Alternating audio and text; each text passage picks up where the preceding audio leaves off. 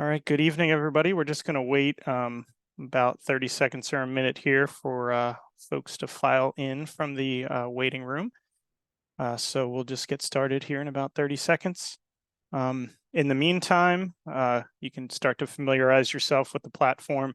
You'll see there's a chat area where we'll be entering helpful information and links during tonight's meeting. And again, we'll get started here in about 15 seconds.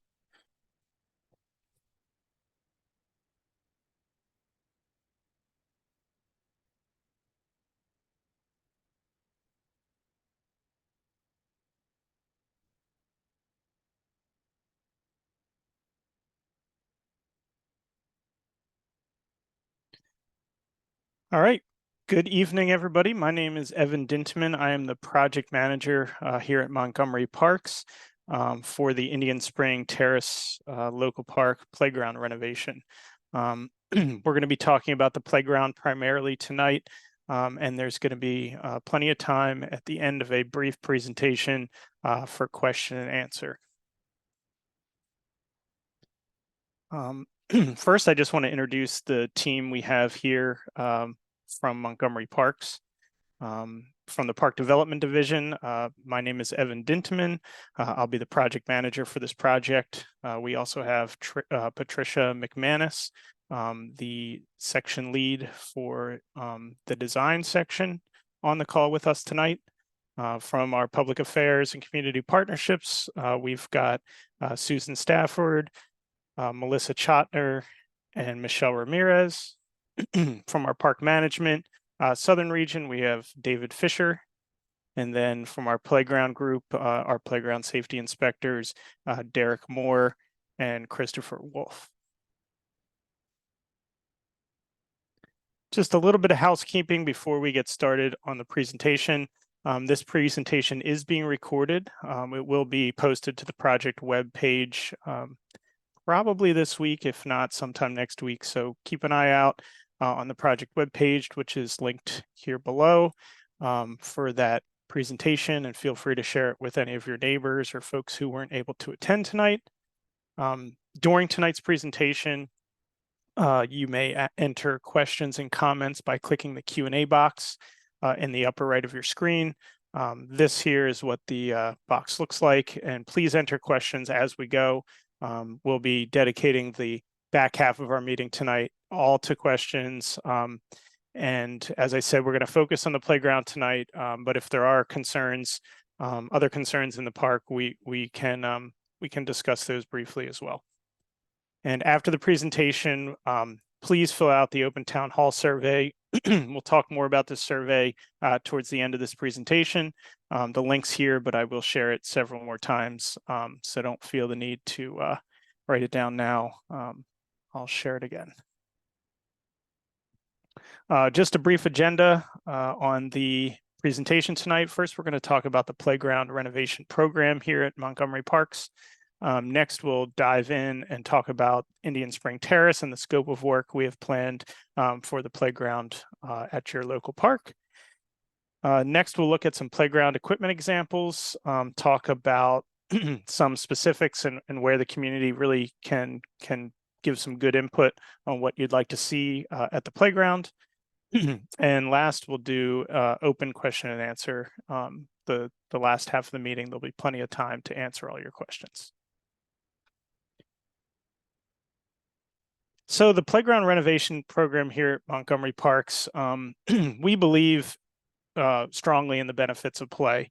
And so, play is a fundamental part of each child's life, enhancing their physical, cognitive, social, emotional, and sensory development.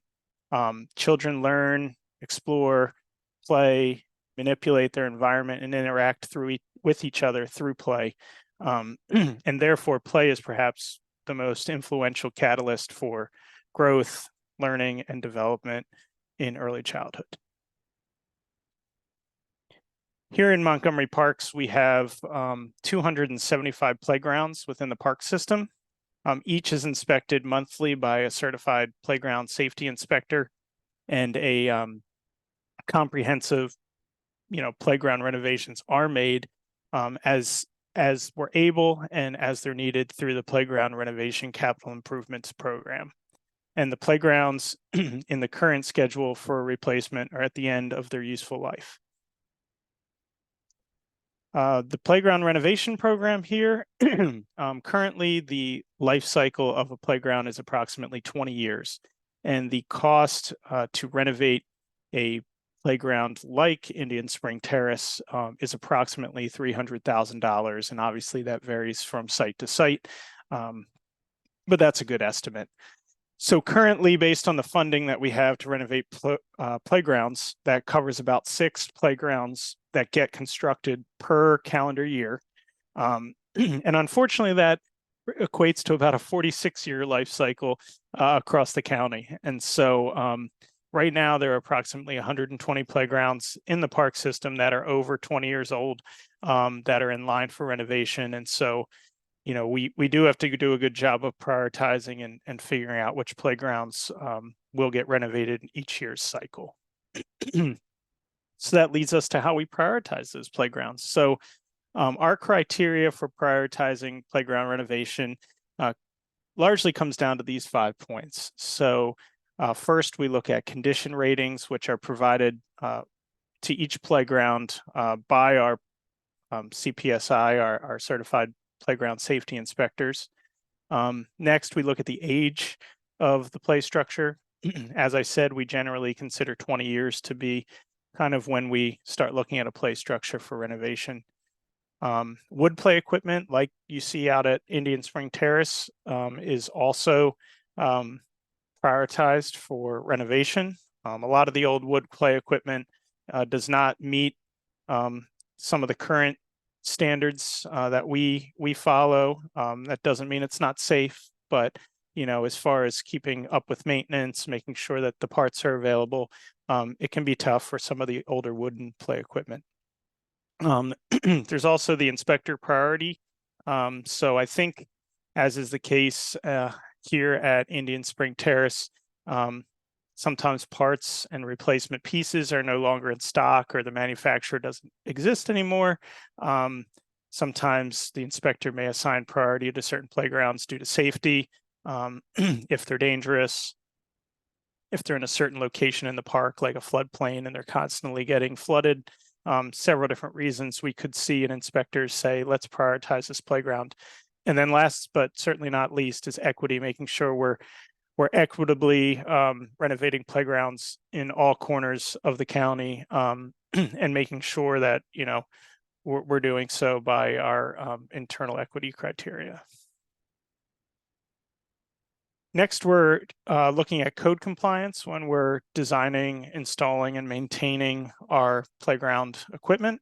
So there is no federal playground safety law. Most states enforce playground safety as a standard of care. So MNC PPC in Montgomery Parks follows these guidelines and standards.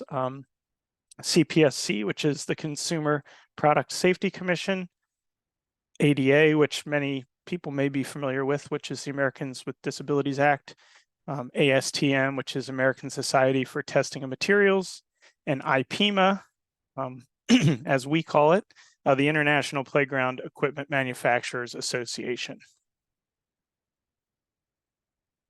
So this is our general process for a playground renovation. Here at Indian Spring Terrace, we are planning to just renovate the playground in its current location. It may expand a little bit. The shape of it may be a little bit different, but we're not moving it to the other side of the park.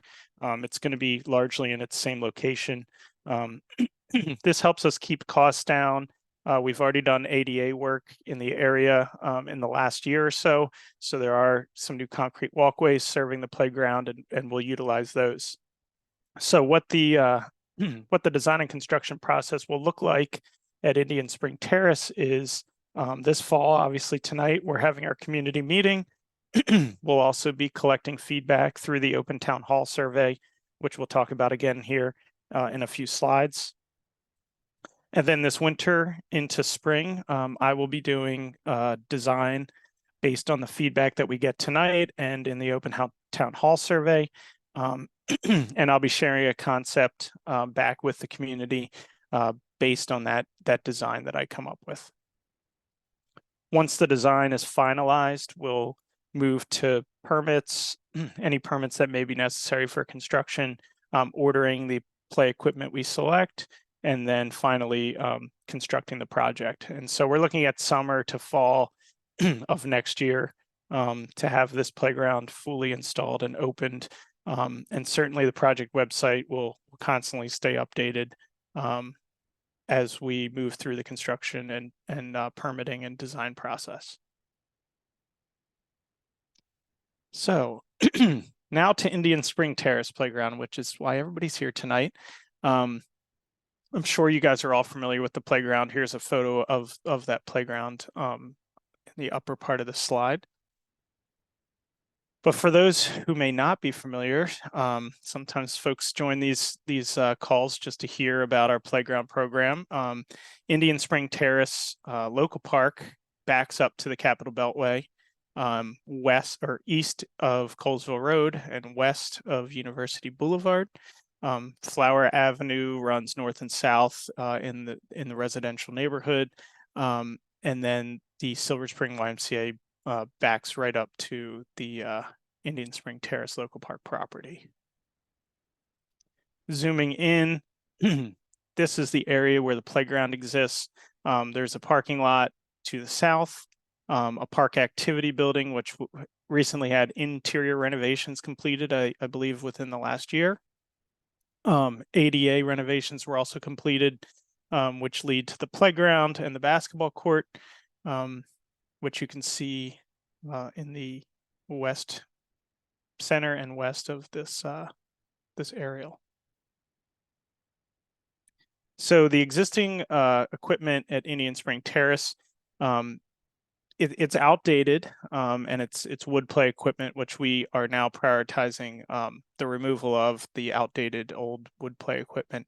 I know that a slide was recently taken out of service here. I believe this big spiral slide on the left-hand part of the photo is no longer available for use and has been removed.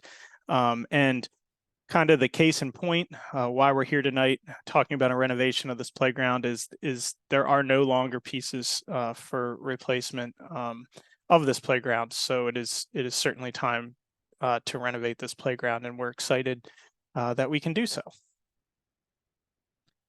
So typical components for a playground renovation, we always have protective surfacing.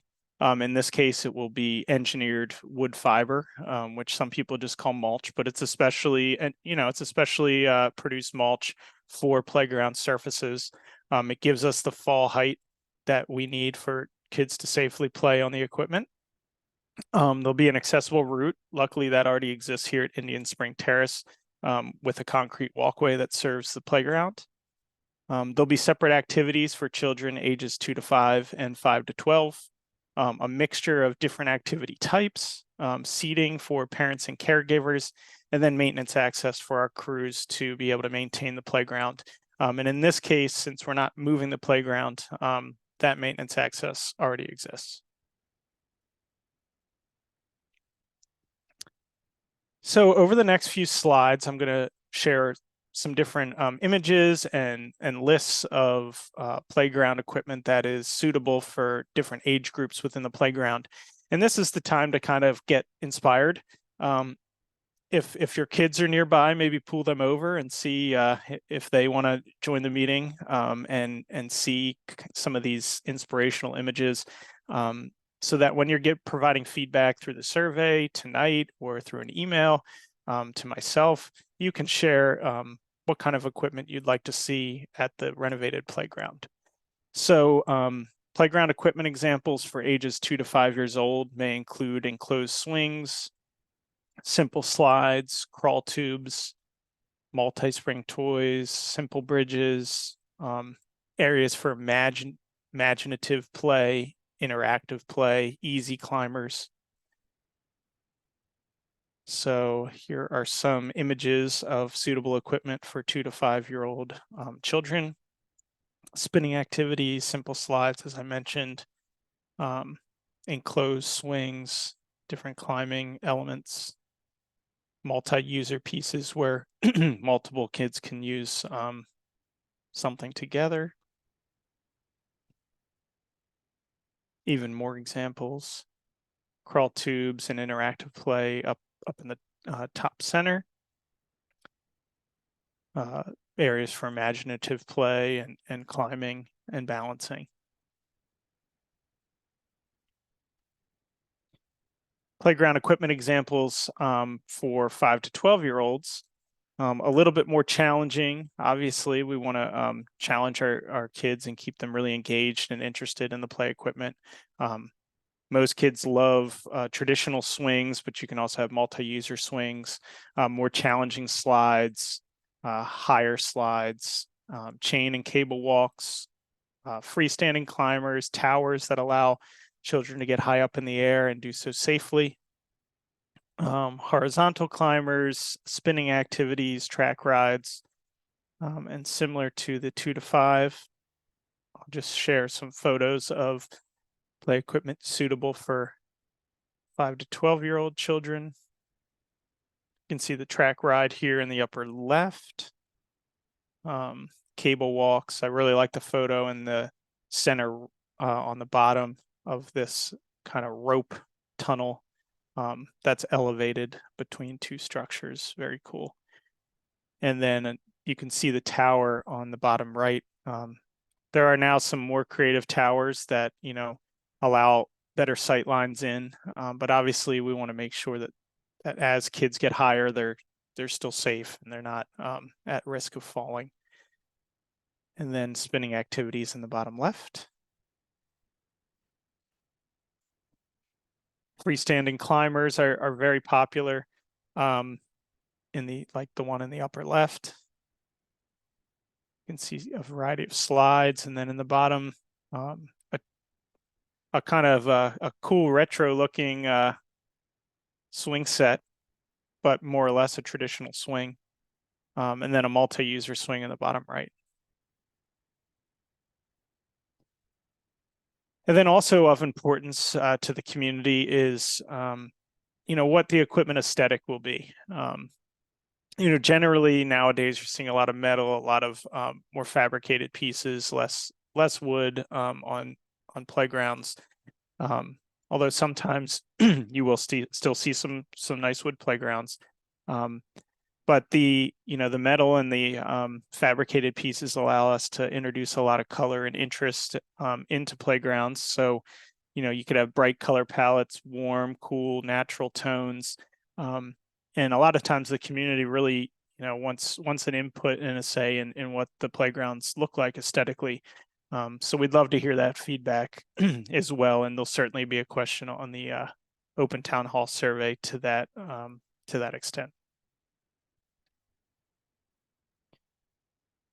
So that brings us to the open town hall survey, and we're kind of getting to the end of a short presentation here. Tonight is all about being able to hear from the community, answer questions, solicit feedback. So now's a good time before I move on to visit the upper right of your screen and make sure you get any questions, comments, concerns into the Q&A box. We'll probably be starting Q&A in about 5 minutes. So take the time to write some questions in there as we finish up the presentation. But that brings me to the open town hall survey. So I encourage everybody, even if you've attended this meeting tonight, and even if you've, you know, written comments and asked questions, to still complete the survey online. What the survey allows us to do is keep a really nice record of feedback and compile it in a really easy to kind of download and read way. So, you know, please go onto the open town hall it'll be open right after this meeting, and it'll be open through the end of December. And some of the questions you'll see on the survey are things like, what are your priorities for activities and types of play equipment? These will be open-ended questions. Are there other playgrounds that have equipment or features that you and your children find interesting? You can actually just tell us, oh, we love the playground down at XYZ Park or this state park, or we saw a playground in a totally different state. And that'll allow us, us designers to kind of look at those playgrounds and try to match certain components. Are there play themes that are of interest to you? Are there color schemes that you would prefer? And then there's also going to be a lot of multiple choice questions about how old, the children that are using the playground typically are, how many, people are you visiting the park with? So please take a minute to fill out that survey over the next few weeks or month. So the next steps, obviously we're here tonight meeting and talking with you about feedback for the playground at Indian Spring Terrace.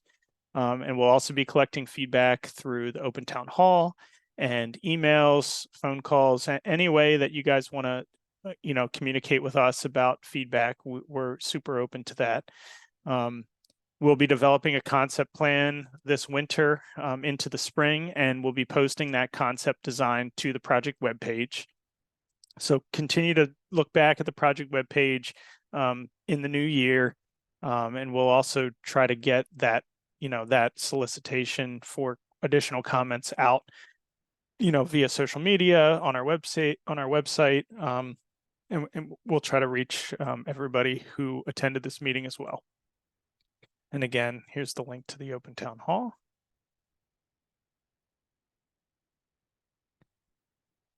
And so just to wrap up the presentation, here's some really important contact information. You could screenshot this, take out your phone, and take a picture. You can also find the project website really easily, just Googling Indian Spring Terrace Playground Renovation. It should pop up the first or second link on a Google search. That website has my contact information, updates on the project, the timeline. That's where we'll put any new design concepts that we come up with. You can always reach out to me via email or telephone with additional questions and comments. Any general questions, not about the playground, but if you've got maintenance inquiries about the park, general maintenance questions about other amenities in the park, courts, the building, fields, all of those can go through customer service. We reply very quickly. We'll get your questions where they need to go to our park management staff or other staff members. And then of course, if there are any safety concerns in the park, we do have a park police that is always on duty.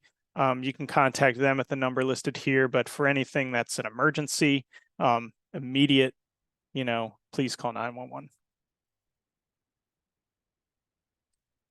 So that is the end of my talk, and I think everybody's probably getting tired of hearing me talk. So I'm going to hand it over to Tricia McManus, the design section lead, and she is going to lead the Q&A.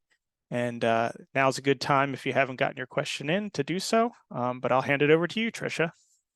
Okay, thanks, Evan. I'm Tricia McManus, and as Evan had previously mentioned, we have our project team on the call. And just as a reminder, we have our park manager, David Fisher, and we also have two of our playground safety inspectors, Derek Moore and Chris Wolf. And so we're going to go through your comments and questions, and I'm going to probably direct them to some of our staff, maybe a specific member of staff, but I'd ask sort of all of our team to just jump in and add any comments that you have.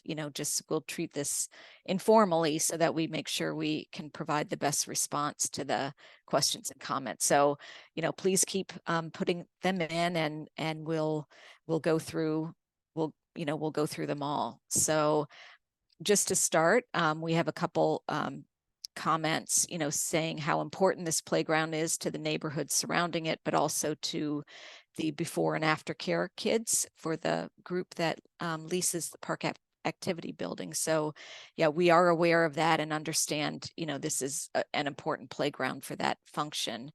The next question was whether the playground will be closed during the renovation. And unfortunately, and Evan, you can address this, but we really can't renovate it without closing it. So it will be closed. They typically take maybe about a month. Is that right, Evan? Yep. For installation, it's all weather dependent, but if you have anything you want to add to that. Yeah, for a Evan. playground where we're just doing a renovation in place, yes, unfortunately we cannot keep portions of the playground open while we're renovating others. I will say that we're very good about communicating with the community about when to expect the closure. And we'll have signage out on site ahead of the closure so that folks aren't taken off guard or arrive at the park thinking it'll be open and it's closed. And then Trisha's right, a playground of this size being modified in place will take about a month to a month and a half to renovate, weather dependent. We could even maybe do it a little bit quicker if the weather cooperates. So we'll definitely communicate with the community so nobody's caught off guard by the renovation. The other thing we could do is provide maybe a list of, I know it won't help immediately with the kids right in the building, but if there's an opportunity to go a little bit of a distance, what other playgrounds might, be available nearby. And, Derek and Chris might be able to answer that. And unfortunately, Indian Spring Terrace is kind of edged by the Beltway. So, there's not, you're really driving to get to other playgrounds. But I know, I the closest ones may be, Upper Long Branch or Seven Oaks, Sligo Cabin or Flower Avenue. And I don't know if Derek or Chris, you might want to, or even David, chime in as to, other playgrounds in pretty good shape that could be alternatives during the construction period. Good evening, everybody. My name is Derek Moore. I'm the playground program manager. The closest playground to Indian Springs is Flower Avenue, and that's in a decent shape. It's not bad. It's brand new compound climbers or structures and things. But then we do have Upper Long Branch that's not that far by. That's two separate lots as well with swings for the bigger kids and a couple for the tots as well. And then you have a 5 to 12 structure that's separate from the other structure. So it's a nice size playground, nice size park. And it's right down the road from it. So those are the two closest ones without traveling that far. And you might even be able to walk to Upper Long Branch from the Indian Springs neighborhood. Okay, thanks, Derek. The next question is, would the ground surface be the wood chips? It would be yes, it would be the engineered wood fiber surface, similar to what's there now. And that surfacing is a very fine, it's engineered wood fiber. It's finely ground to hold together and provide that resilient surface. So that is what we were intending to use. The next question is from, I'm going to out you, Mike Lowe. He is one of our landscape architects that works in our section, also lives in the neighborhood. And I see another person has asked the same question about whether we would be retaining the tree that's in the playground. And Evan, I think I'd like you to talk about that, because we are going to make an effort to retain that tree and try some new strategies to preserve, the trees. Normally they do get taken out of the playground. So Evan, do you want to talk about that a little bit?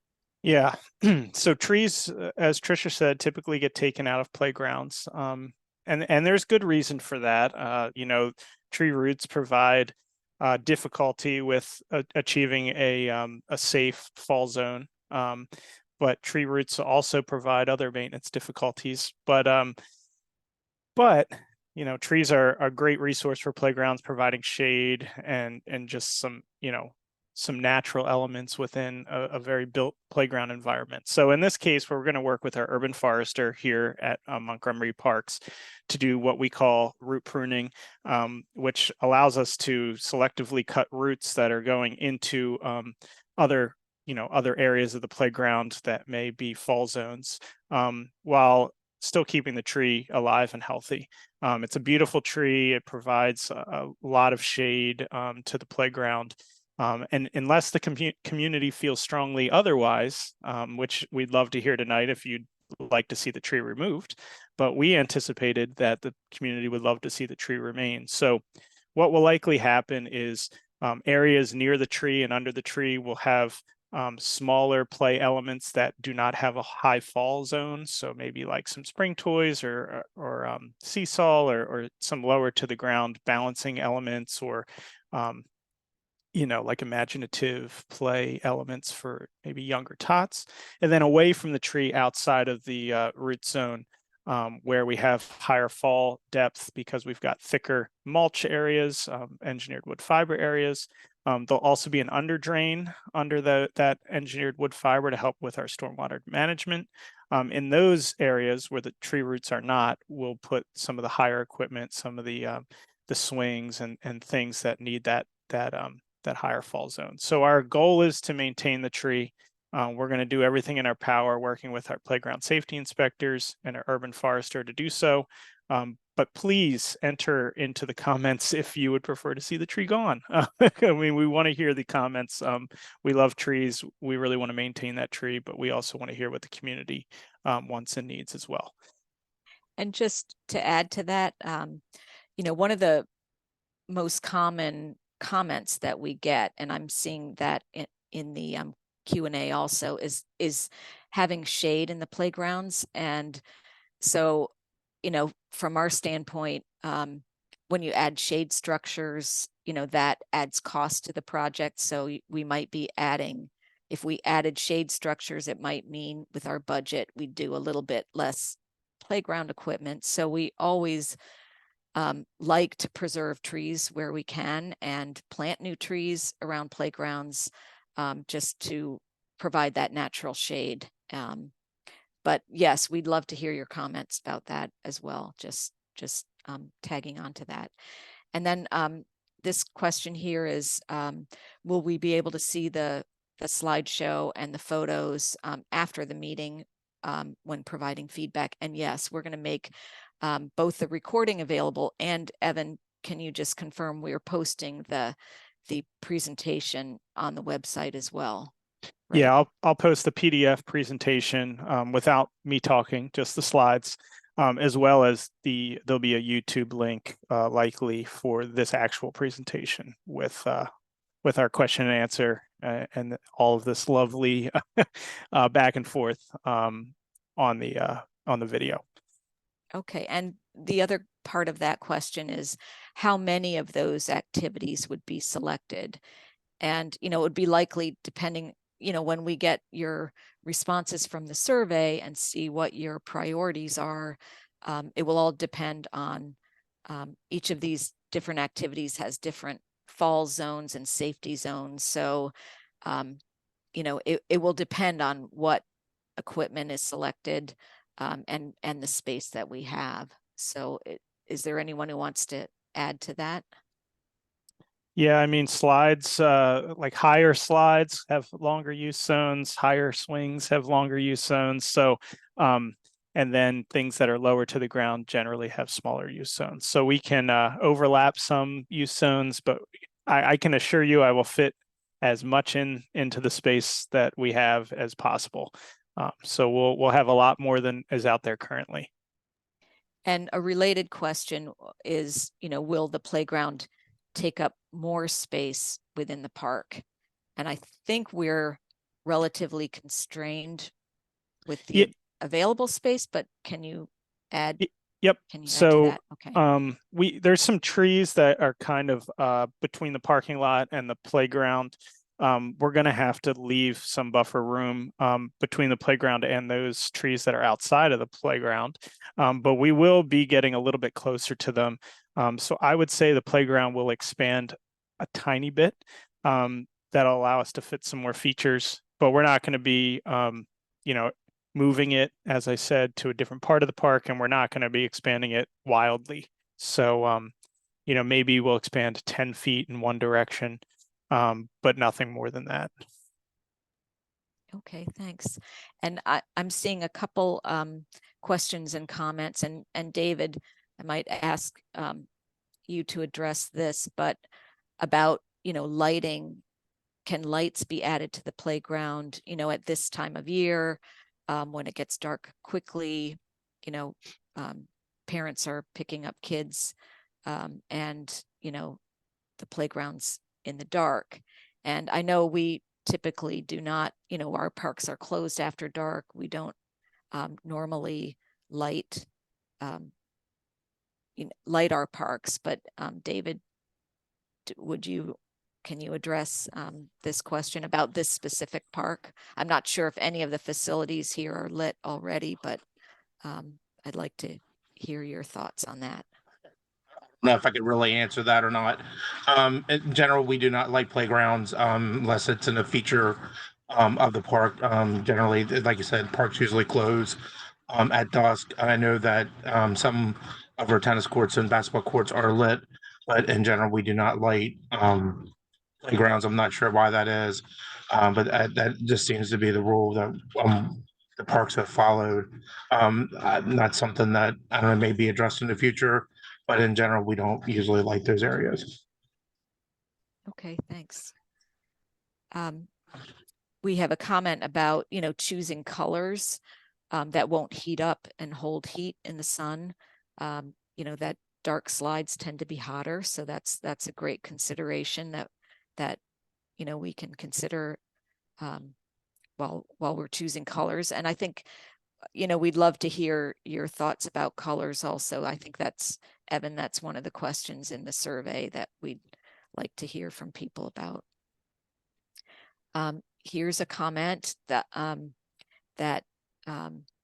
kids love the playground on Sligo Creek near Kennebec, and the tower slide is their favorite, as well as the zip lines there.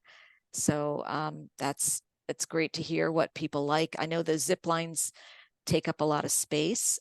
So if that's a priority, that would, take up a lot of space within the park. And I know we had the space there. I'm not sure, what kind of space we have here, but we'd love to hear what are your priorities, and then we can see what we can fit in. I just wanted to ask Derek, if you want to comment anything about the play equipment at Sligo Kennebec, or some key options.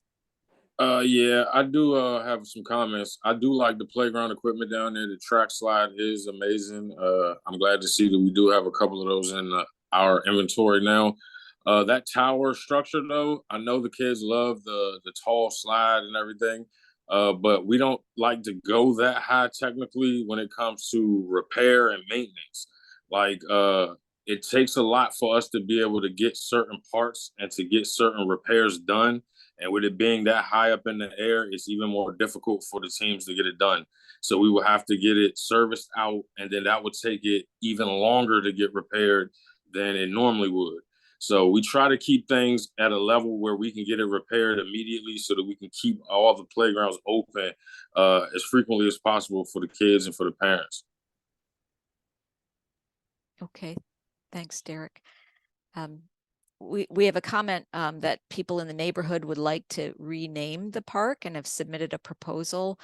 That renaming would probably not be part of this renovation. I think there's a separate process for naming parks, and I think people in our park planning division are responsible for park naming. So I think there are certain criteria for naming a park that would need to be evaluated by the staff there.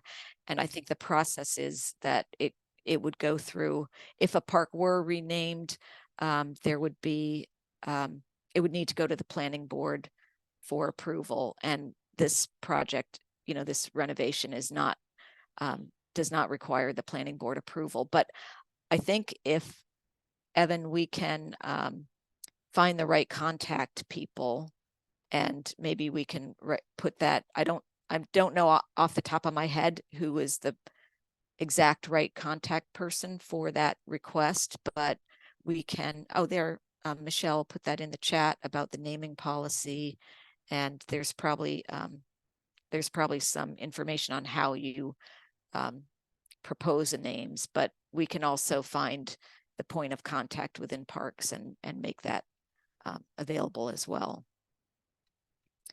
A comment here about updated picnic tables would be awesome, and I think that's certainly something we can look at and make a part of, the project. Options about shade structures, again, the comment that if we do add shades, there are ways we can add shade, by planting trees, by also perhaps putting, at least for the kids themselves, putting roofs on top of, some of the decks, incorporating them into the play equipment. Separate shade structures, do cost more. So providing them, does tend to take away from the budget. But if that's a super high priority, that's something we can look at as well. The next comment is about, and feel free, my team here, to jump in if you want to add to any of these, if I'm not calling you out. So the next comment is about the log challenge course at Hillendale. And they're curious about what other natural play structures are considerations. And, that's a good question. We don't really have a clear, policy on when we're doing nature play and different kinds of play. In the case of Hillendale, that is kind of an experiment that we're trying. We've never done that before. And, it will certainly have maintenance implications over time because the logs will rot. But in that particular project, our budget, we had intended to put our initial project had a larger playground, and over the course of the years, the budget got cut for the project. And so what we did, to compensate was try, this lower cost log challenge course that would still provide, some extra play activity, but it is an experiment in process, but we are in some locations, trying small nature play areas. I don't think this playground could probably accommodate a large, challenge course like that one, but those are things we want to look at a little bit more in the future. And Evan or Derek, I'm not sure if you'd want to, if you have anything more to add about, nature play and those kinds of activities, and also, whether we think we could fit a little bit in this playground. You might be able to fit a little bit around the outside of the playground. I'm not a fan for having the naturescape leading into the playground because it's very fun for the kids and it's nice to have out there, but people don't realize when it's raining and when it's wet in the morning from dew and stuff like that, and in the wintertime when there's ice on it, it is very slippery and dangerous for kids or parents or anyone walking or trying to walk around that stuff. So if you could keep it out of the playground, like on a level platform, that would be my ideal place to put it. But just keep it outside of the borders of the actual playground.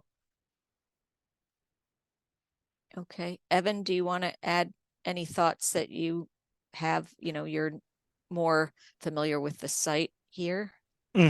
Yeah, I think we'll have to look at the amount of space we have, but I love the idea of incorporating some nature-based play elements. There are even nature-themed play elements that may be a nice mix between a natural element that does degrade over time, is slick when wet, and a nature-inspired element that does meet all the codes and standards for safe play equipment, has a use zone, can be installed within the playground safely. So again, I encourage folks to take the survey and really point me in the right direction of what what you're inspired by and what you'd like to see in the playground, and certainly we'll try our best to come up with a design that everybody's happy with.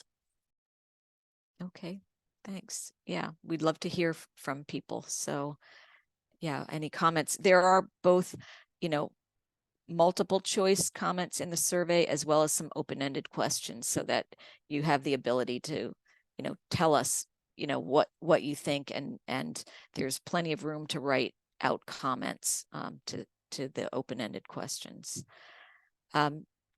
Here's a question I think I would like David to try to address.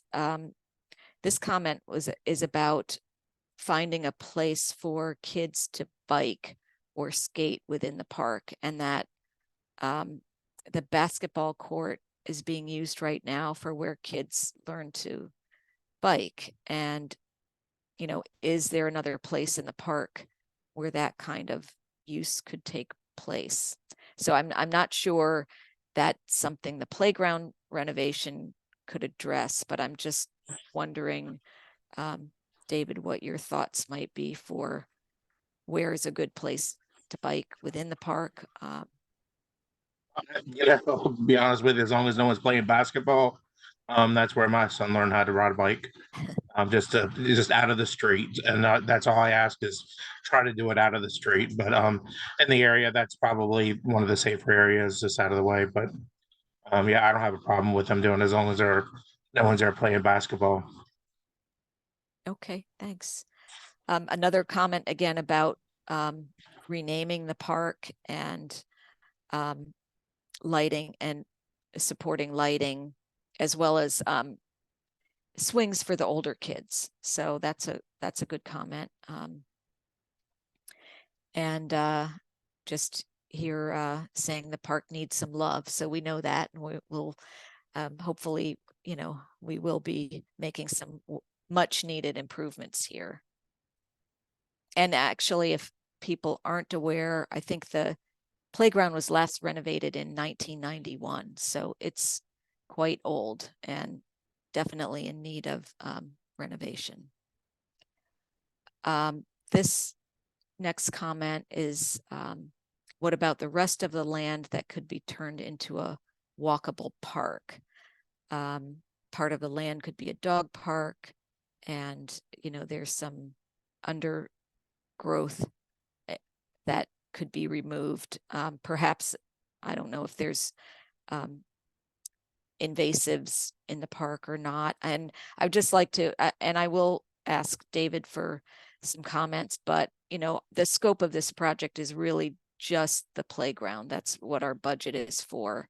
So a dog park would not be part of the consideration, but I don't know if there's other like nice walking areas in the park, or whether there are issues with non-native invasives that are being addressed through our Weed Warrior program or other efforts. But David, do you have any thoughts on that? I do. I'm not sure about the walking area, because that's still going to be part of a design project when we're adding, hard surface areas.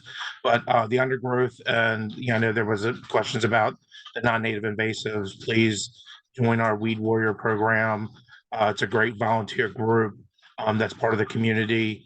Volunteer with them. That will teach you what to cut, how to cut, and then you can have groups of the community getting together, going out and taking care of some of the areas that need to be attended. Being right there where the location is and being surrounded, it's very difficult for our team to be able to get out and hit a lot of those areas. So a volunteer group with the Weed Warriors is a great opportunity to get out, spend some time in the park, and of course help us get some of the non-native invasives under control, which unfortunately I don't think we ever will, but we could try to keep them at bay as much as possible. And I can add, Tricia, a couple things. So I believe there is a stream or a stormwater outfall project going on at the park over the next few months as well. That's separate from the playground project. And I can try to put something on our project website for the playground project that leads to that project website. But that may help with a little bit with the mosquitoes. an improved stormwater outfall where there's not going to be as much stagnating water. So we will be completing a project. Another team in our section is completing a project of that nature that typically doesn't have any public feedback. It's just a maintenance project to improve stormwater management. And then I'm happy to pass comments along about more walking trails, the potential for a dog park to our park planning group. They're always looking at kind of looking into the future about what amenities we could provide different communities. So them knowing that there's an interest in these types of amenities definitely goes a long way. So I'm happy to pass that information along. Great. That's a great comment, Evan. So, okay. Next, we have support for swings that we have to cross Franklin Avenue right now to get to the closest swing set. So have you taken a look, Evan, at the space that we have? Do we have swings here? Yeah. Swings historically take up some of the largest. I mean, you could build a whole play structure that has 15 different play elements in the same space that you could install 4 swings. But we know swings are very important to kids and to communities, and so we're going to try our best to include swings here. That may not be 6 bays of swings. That may be 1 bay of swings or 2 bays of swings, so that we make sure we have other elements besides just swing sets. But I think we can include swings here, so we're going to aim to try to do so. Thank you for the comment. Okay, great. Other comments on the name change, some that like the name of the park as it is, some that are looking for the possibility of name change. But again, that would not be part of this project. That would be a separate request that would be evaluated, by staff. And then support for keeping the shade tree, a couple comments, so multiple comments there. Oh, lots of comments. So keeping the tree is about 6 or 7 comments here about that. So that's good. That's great to know. And then is there a planned estimated time frame for when the playground will be completed? Evan, could you just reiterate the anticipated schedule? Yep, we're going to work as quickly as possible to get this playground installed. Our limiting factors will be if we're required to get any permits, and then also the lead time on ordering the equipment. But our goal is to look at construction, late summer, early fall next year. And as we said earlier in the meeting, this is about a 1-month project. So we'll keep everybody up to date on the project website about the schedule, but we're not going to drag our feet here. We want to get this project designed, approved by the community, ordered, and installed as quickly as possible. So that's kind of our current timeline. Okay, great. And there's questions about whether additional fixed seating or benches would be added. And yes, definitely, that's always a part of the projects. And, if you have specific types of furnishings that you'd like to see, I mean, we typically provide standard benches and, but if, that, I'm not sure if that's a question in the survey, but, if there's certain kinds of benches or seating or picnic tables or things that you like, we'd love to hear what people would like. But benches are, they're a standard to add into the play areas. And here's a question about, with respect to recommendations on what kids like, can we provide names or locations of some of the recently updated parks to see what's available? And we could definitely provide, a list of those that are, within a certain range of this park. And I'm not sure, I know we recently did the one on Sligo Creek at Kennebec. We did the one at Sligo Dennis. I think we've, there's others nearby. North Four Corners was a few years ago, but Glen Hills Local Park, which is a little bit of a drive, but you yeah, know, if that's you're down in out that Potomac. direction, yep, But that was just completed. other closer ones, Forest Grove was maybe 5 years ago. General Getty Park, Evans Parkway Park, and we can make a list and you know, of some of the more recent ones. But I'm going to ask if any pop into your mind, Derek or Chris, that might be good examples of some of our more recently updated playgrounds in the. I was just thinking of Colt vicinity. Terrace, but you Oh, named all the yeah. other ones that I was thinking about. Oh, okay. Okay. Edith Throckmorton is a cool little playground and neighborhood park. Not too far. Yeah, That's that's in worth checking out even for other Kensington. things. Yeah, It Kensington. has a Yep. little nature play area too. Mhm. So we can certainly, Evan, can you confirm, are we going to write up some notes from this meeting where we could answer some of these questions we didn't? Yeah, get? I can put a list to some recently renovated playgrounds Okay. on the project webpage, so that folks, if you want to just take your kids out to a new playground every weekend, that could be a fun fun activity. Okay. So I can put, you know, some nearby playgrounds that were renovated within the Okay. last 3 to 5 years. Okay. All right, great. And then anything you see anywhere else that you know of, if you've been to DC or, you know, even outside the area, if there's playgrounds that you like or that have specific features you like, we'd love to hear about those as well. So here's the climbing features at Wells Neighborhood Park. So yes, that's definitely a possibility. That one's close to White Flint area. And I think there's that similar equipment was also used in Battery Lane Park in Bethesda, and probably some other locations as well. I'm sure Derek would know better, but yes, that's definitely a possibility. Yes, it's at Battery Lane. The shade structure is a little different than the one at Wells. And just to add, if you do recommend getting a shade structure that's made of cloth, we have to remove it every winter. So it's not going to be shady there during the winter time if you take your kids to the playground in the winter.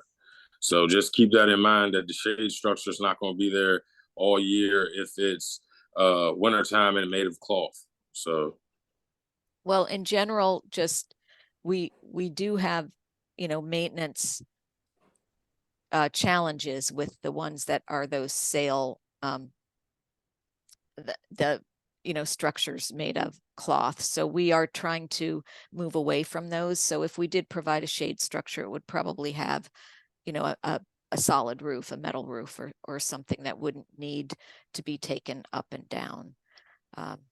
Because we're trying to, you know, move some of those types of structures out of our park system and replace them with more permanent facilities. So here's some other ideas about Sandy Point State Park. Has 2 fantastic nature-inspired play equipment, one with ocean and fish and the other with forest and birds. So that's great. We'll have to take a look at that. That would be great. The playground is exactly the same as when you were in the neighborhood 30 years ago. So yes, that's the sad story of so many of our playgrounds. I mean, we are closer to a 30-year replacement than the 20-year. And really, you know, 20 years is what we're saying the life cycle, you know, of a playground should be, but it really should be more like 15 years. You know, by 15 years, the play equipment has changed, it's outdated, but we just don't have the resources to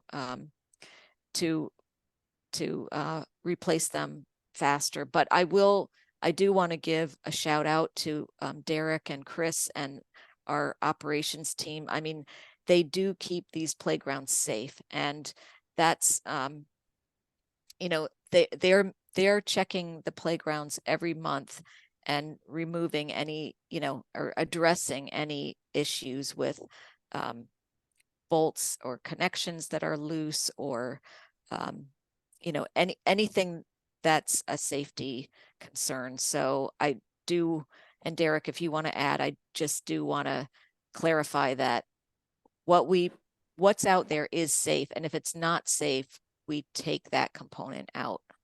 Thank you very much, Trisha. I appreciate that. I'm going to send those same kudos and shout outs to Chris, one of my safety inspectors, and Frank Tony Gallipo, another one of my safety inspectors. They keep everything safe for everyone out there in the park. If there's any issues at all, they are the first ones to let me know, and we're closing things down or we're replacing it immediately. Unfortunately, though, a lot of the playground components that we have out there are out of date. So we have to wait for replacement parts to come in. And then sometimes we have to retrofit certain components. So it might take a little longer for the older ones, but we try our best to keep everything open and safe for everyone out there because everybody likes to have fun in the park. So we try to do our best. Thank you again. Okay, thanks. And I'm interested if there's a minimum number of accessible features that you add to modern playgrounds for kids with mobility challenges, that they'll always have options for play, or does that emerge as a priority area in your town hall collection data? Evan, I'd like you to address this because with the Americans with Disabilities Act, there are guidelines for recreational facilities, including playgrounds.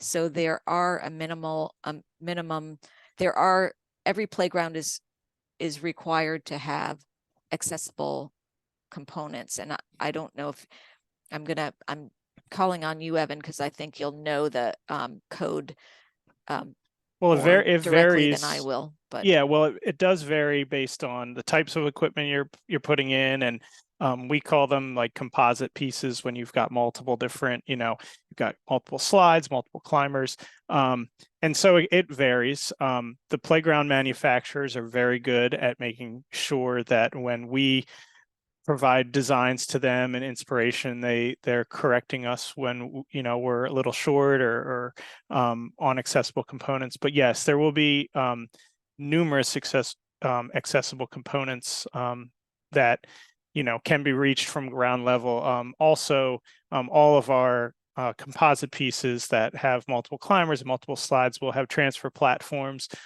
for that help with mobility, gaining access to platforms, climbers, slides, and other interactive play features.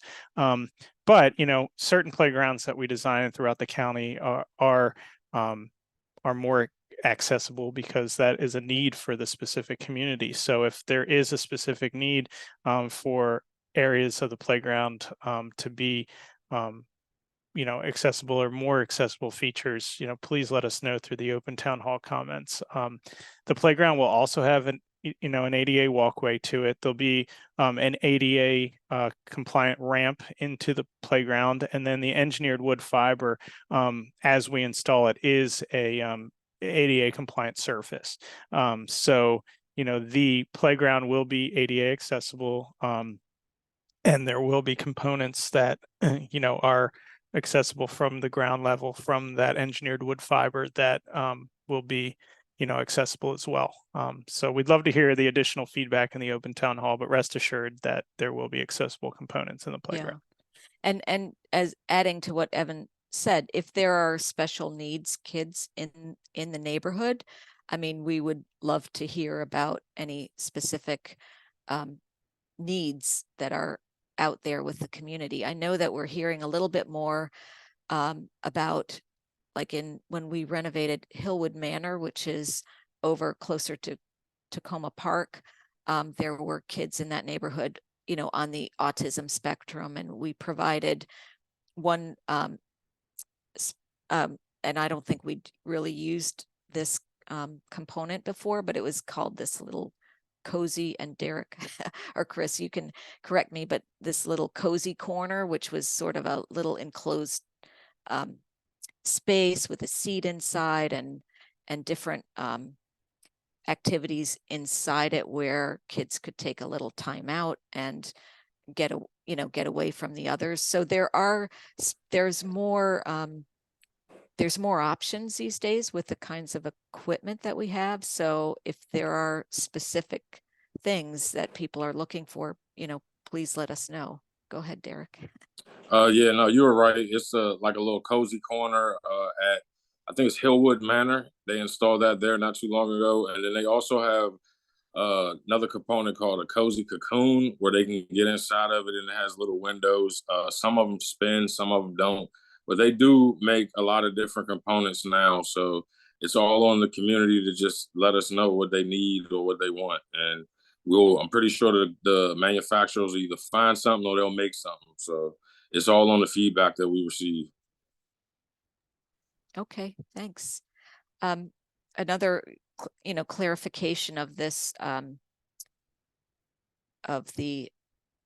it's saying here, people are bringing up the need for places to bike and walk because there are no sidewalks in the neighborhood. So, there's some disagreement on whether there should be sidewalks in the neighborhood, but that's sort of an explanation for the request for the park to fill some of the needs for walking paths. So, Evan, I think your comment about, we can make sure our park planners are thinking about this, whether there's the ability to provide more areas to walk, that's something that may be considered for the future. Okay, and thank you for prioritizing the project and also getting the design approved by the community. Evan, we could explain more about this stage of the process. So. Yeah, so I'm going to put together a design concept based on the feedback we gather over the next month and a half through the open town hall, feedback we received tonight. Then I will post that comment or that concept, excuse me, to the project webpage. And that's, when the community can let me know if things are looking great, if there's areas or features that they're not as interested in, would like to see other things. It's more of it's kind of an informal back and forth, just making sure that the concept is the community's happy with the concept. Obviously, we're probably not going to be able to please everybody 110%, but our goal is that we come up with a concept that both fits the budget, fits the space, and makes the community really happy. So keep an eye out for that in probably February, March, concept to hit the project webpage. But we will notify the community when that's up and ready for review. So yeah, okay, great. All right, and just a question, will the recording be posted on the project website? And yes, it will be, as well as the PowerPoint presentation itself will be posted there as well, so that if someone just wants to see the slides but not listen to the the whole session, that will be available as well. And we will download the comments, right, and post that as a document. And I think in that document we can answer some of the questions that maybe that we needed to provide some more information on, like locations of playgrounds and naming, information on renaming. So okay, good, happy about the playground moving forward. And here's a vote already from one of our kids who wants the cozy corner. So that's great. And let's see, if we're helping inform what features of the playground are for the next 20 years of kids that will use it, I'm thinking as many of these accessibility needs as possible would be ideal, and shouldn't necessarily base it only on kids in the current kids in the neighborhood. So that's a very good point. So yes, that's something we'll make sure we look at and provide a range of activities that work for all abilities and users. So so that looks like we are at the all of the questions and comments. If you have other burning questions or comments, please add them now. But we can start wrapping up unless anything comes additional comes through. But thank you all for joining us. We're so happy to have had such a great group of interested people with lots of great comments, questions, and you know, you'll have plenty of opportunities to provide input as we move forward. Again, you know, we encourage everyone to go to the Open Town Hall survey and take that survey. And if you have additional questions that you think of later or comments, or if we didn't address an issue, you know, well enough tonight, please feel free to contact Evan directly. And we've posted his contact information. It's up there now, and it's in the chat as well.